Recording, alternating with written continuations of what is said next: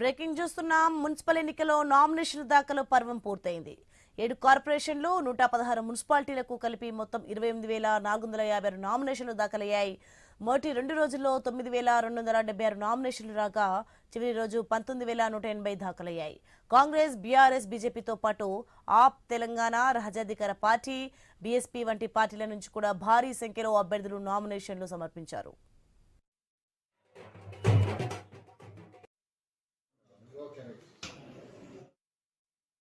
హుజురాబాద్ లో కొన్ని చోట్ల ఎంపీ ఈటెల రాజేందర్, కేంద్ర మంత్రి బండి సంజయ్ వర్గాలకు చెందిన వారు బీజేపీ తరఫున నామినేషన్లు దాఖలు చేశారు.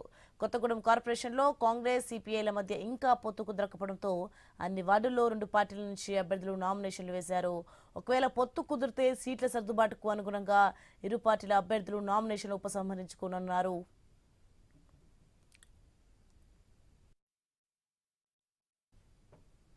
నామినేషన్ల పర్వం ముగియడంతో అన్ని పార్టీలు ప్రచారంపై దృష్టి పెట్టాయి. సీఎం రేవంత్ రెడ్డి పర్యటన షెడ్యూల్ ఇప్పటికే దాదాపు ఖరారైంది. బీఆర్ఎస్, బీజేపీ నాయకులు ప్రచారానికి సిద్ధమయ్యారు. ఓటర్లను ఆకర్షించేందుకు అన్ని రకాల ప్రయత్నాలు చేస్తున్నారు. తమ నియోజకవర్గ పరిధిలోని కార్పొరేషన్లు, మున్సిపాలిటీల ఎన్నికలు మంత్రులు, ఎమ్మెల్యేలకు సవాలుగా మారాయి.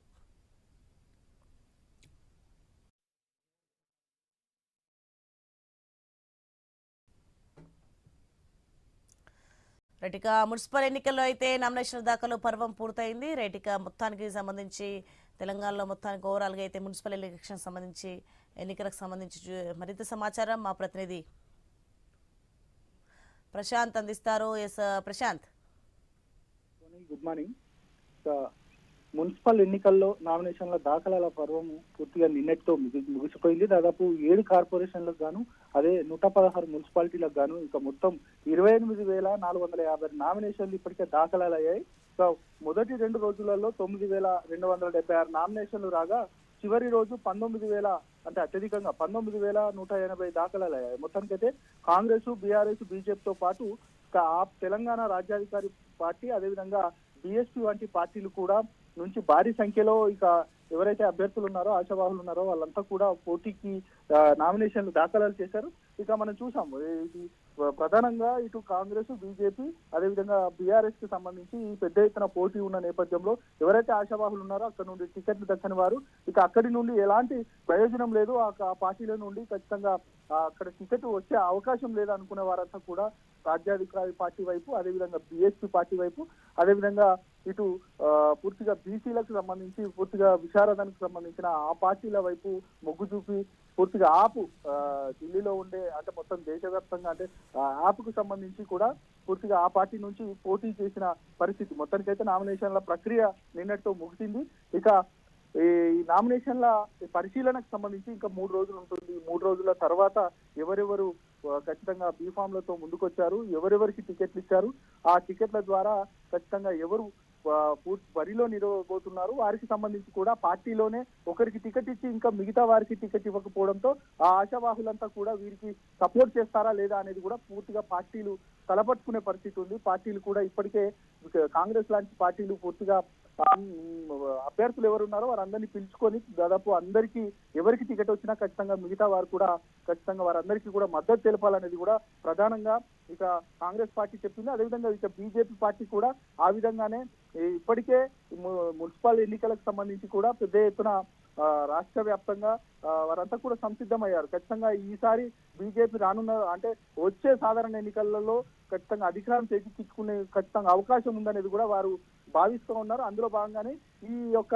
మున్సిపాలిటీలో అత్యధిక స్థానాలు గెలిచి ఖచ్చితంగా రానున్న రోజులలో తన సంఖ్యాబలం పెంచుకునే అవకాశానికి దారి చూపుతుంది. దాంతో పాటు ఇక బీఆర్ఎస్ కి సంబంధించి కూడా గత 10 సంవత్సరాలు అధికారంలో ఉన్నాము, ఖచ్చితంగా మేము మరొకసారి ఈ యొక్క కాంగ్రెస్ పార్టీ చేస్తున్న ప్రజా వ్యతిరేక విధానాలకు సంబంధించి కూడా ప్రజలు మమ్మల్ని ఆశీర్వదిస్తారనేది కూడా ప్రధానంగా వారు భావిస్తా ఉన్నారు. మొత్తానికైతే 3 పార్టీలు ఒకవైపు అయితే ఇక మిగతా కవిత పార్టీకి సంబంధించి, అదేవిధంగా ఈ రాజ్యాధికార పార్టీకి సంబంధించి కూడా చాలా మంది ఇటు రాని టికెట్లు రాని వాళ్ళంతా కూడా ఆశావాహులు అటు సైడ్ వెళ్ళిన పరిస్థితి. మొత్తానికైతే ఎక్కడ మిగతా వారికి గండి కొడుతున్నారు, ఖచ్చితంగా వారంతా కూడా ఇక్కడ గెలిస్తే ఎక్కడెక్కడైతే చాలా తక్కువ మార్జిన్ తో గెలిచే అవకాశాలు వారందరూ కూడా వీరంతా కూడా గెలుపు అవకాశాలు తారుమారు చేసే అవకాశం ఉంది. కాబట్టి వారంతా కూడా ఖచ్చితంగా మేము గెలుస్తాము, మిగతా వారిని కూడా ఓడగొడతాము, మేమే గెలుస్తాం అనేది కూడా ఈ పార్టీ నాయకులు చెప్తున్న పరిస్థితి. మొత్తానికైతే ఇక 3 రోజులు ఇక నామినేషన్ల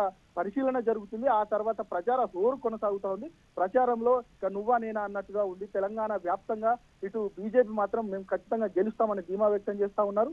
ఇక కాంగ్రెస్ అధికారంలో ఉన్నాం కాబట్టి ఖచ్చితంగా అన్ని స్థానాలు కైవసం చేసి 2.5 ఏళ్ల పాలనకి సంబంధించి కూడా ఖచ్చితంగా మాకు రెఫరెండంగా ఉండబోతుంది అనేది కూడా వారు కూడా భావిస్తున్నారు. ఇక బీఆర్ఎస్ కు సంబంధించి కూడా ఈ 2 పార్టీలు కాదు, ఖచ్చితంగా మేమే గెలుస్తామనేది కూడా పెద్ద ఎత్తున వాళ్ళు చెప్తున్న సందర్భం. మొత్తానికైతే ఇక పట్టణాలలో ఎన్నికల హోరు మాత్రం కొనసాగుతుంది. ఒకవైపు ఇక నిన్ననే సమ్మక్క సారక్కకు సంబంధించి ఈ రోజుతో ఇక జాతర పూర్తిగా ముగుస్తున్న నేపథ్యంలో వారంతా కూడా సమ్మక్క సారక్క జాతరకు వెళ్ళిన వారంతా కూడా ఇటు గ్రామాలకు అదేవిధంగా పట్టణాలకు వస్తున్న పరిస్థితి. మొత్తానికైతే ఇక ఎన్నికల సందడి కోలాహలంతో నిండబోతుంది. ఇక పార్టీలు నువ్వా నేనా అనేది ఇప్పటికే చెప్పుకుంటున్న పరిస్థితి. ఇక సీఎం టూర్ కూడా పూర్తిగా ఖరారైన నేపథ్యంలో మొత్తానికైతే తెలంగాణ వ్యాప్తంగా హాట్ టాపిక్ గా ఇటు ఎన్నికలు జరగబోతున్న నేపథ్యం కనబడుతుంది.